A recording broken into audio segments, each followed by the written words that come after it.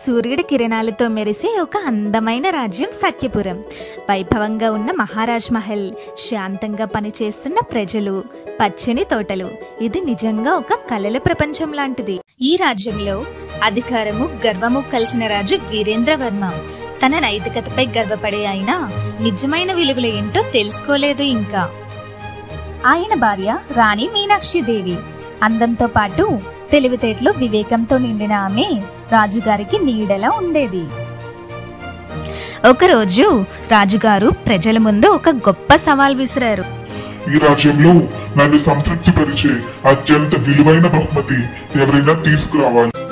మరుసటి రోజు ఉదయం రాజదర్బార్ బంగారం, వజ్రాలు, అపూర్వ కళాకృత్యాలతో నిండింది. కానీ రాజముఖంలో చిరునవ్వు మాత్రం కనిపించలేదు.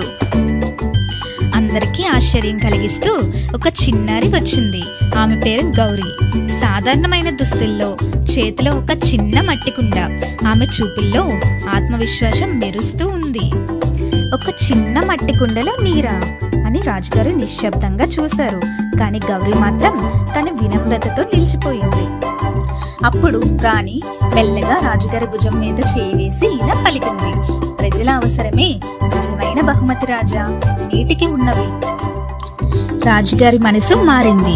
ఆ చిన్న నీటి కుండ ఆయన్ని మేల్కొల్పింది. ఆహ్లాదంగా నవ్వుతూ సాదరంగా అంగీకరించారు రాజుగారు. దర్బార్ మొత్తం హర్షధ్వానాలతో మోగింది. ఆ రోజు నుండి సత్యపురం మార్చబడింది. ప్రతి మూలలో బావులు, చెరువులు నిర్మింపబడ్డాయి. గ్రామస్తుల ముఖాల్లో చిరునవ్వులు, పిల్లల కిలకిల నవ్వులు. రాజుగారి గర్వం ఇప్పుడు ప్రజల ప్రేమగా మారింది. గౌరీ చూపిన పాఠం ఒక చిన్న నీటి కుండ రాజుగారిని మార్చగలిగింది.